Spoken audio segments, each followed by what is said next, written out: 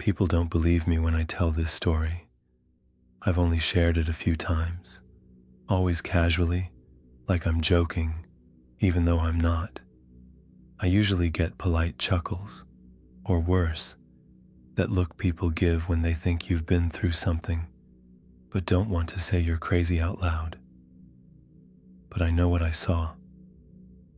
It started on a Tuesday evening in late September. The kind of evening where the sun dips just early enough to make you feel like you're running out of time. I had stayed late at work to finish a report, missed my usual bus by 5 minutes, and ended up stuck at the old stop near Maple and 8th. It's not a bad area, just quiet, a little forgotten. There's a rundown pharmacy across the street, a laundromat that never closes but always looks like it should, and a few shuttered shops that haven't seen business in years. I sat on the bench, scrolling through my phone, earbuds in, just waiting for the next bus. I'd been there maybe 10 minutes when I noticed a man walking toward the stop from down the block. At first, nothing about him screamed, danger. He looked like he was in his 50s, pale skin, thinning gray hair, clean shaven. What stood out, though, was his clothes. He was wearing a dark, pressed suit, not a wrinkle on it.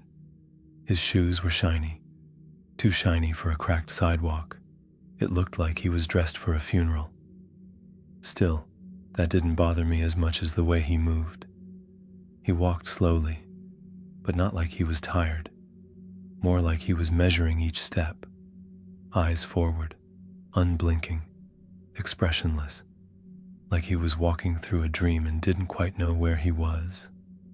He sat down at the far end of the bench, without saying a word. I pretended not to notice, but I paused the music and slid one earbud out, more out of instinct than anything. There was something about the way he sat, back perfectly straight, hands resting flat on his knees, not a hint of slouch or movement. That made me uneasy. A few minutes passed. Neither of us said anything. He didn't even glance my way, just stared straight ahead at the empty street, like he was waiting for something I couldn't see. Then he spoke, without turning his head, without moving at all. You should move to the other side. His voice was calm, monotone, not threatening exactly, just final, like a statement of fact, not advice. I turned toward him. What? He didn't respond, didn't even blink, just kept staring forward like I wasn't there. Something about the way he said it, so still, so certain, unsettled me. I stood up casually and crossed the street. I didn't even realize I was doing it until I was already under the pharmacy's awning, just far enough away to watch him, without feeling like I was being watched. But when I looked back, he was gone. No footsteps, no sound, nothing. The sidewalk was empty. There was nowhere he could have gone in the 10 seconds I looked away. I stood there staring, trying to process what just happened, until the bus finally pulled up. I got on, sat halfway back, and tried to shake the feeling crawling up my spine. It wasn't over. At the very next stop, the door opened, and he got on. Same suit, same shoes, same dead eyes. But this time, he was looking at me, not in a passing glance, not scanning the bus, directly at me. He didn't sit down, just stood by the front, holding the rail like it was there for show. His eyes locked onto mine, not angry, not curious, just watching. I looked down, heart pounding. I didn't look up again until my stop. He was gone. I told a coworker the next day.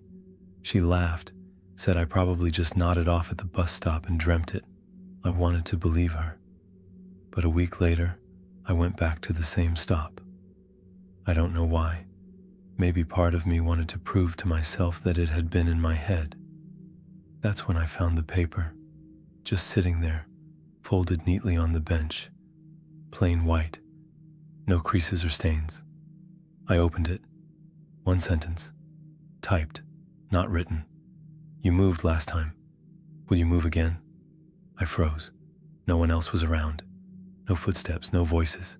Just me, that empty street, and the question I didn't want to answer. I stopped using that stop after that. Started walking 10 minutes out of my way to use a different one. But it didn't matter. I started seeing him, reflected in windows behind me, standing in places he couldn't possibly be. One night, I saw him in my hallway mirror. Just a glimpse. And when I turned around, there was no one there. Then the notes started showing up again, in my mailbox, slid under my apartment door at night, left on my work desk when I stepped away for a coffee. Always printed, always strange. Why didn't you stay? What did you see that night? There are two sides. Only one leads back. I started locking everything, changed apartments, put up blackout curtains, deleted all mirrors except the one in the bathroom, and even then, I keep it covered, half the time. But a week ago, at 3:17 a.m., I woke up to find another note on my nightstand. I know for a fact that my door was locked. I checked it before bed. My windows don't even open. There was no sound, no alarm, just the note. There are still two sides. This time, stay where you are. No fingerprints, no return address, no evidence of how it got there. I haven't told anyone else since then. Not really. What's the point? No one believes you when reality breaks in quiet, subtle ways. They expect monsters, screams, shadows. Not a man in a suit sitting calmly beside you, asking you to move. But I think that night was a test. I moved, and I think that was the wrong answer. Because now, in the quiet moments, in mirrors, in darkened windows, I sometimes see him, still watching, and sometimes I swear it's not him at all. Sometimes it's me,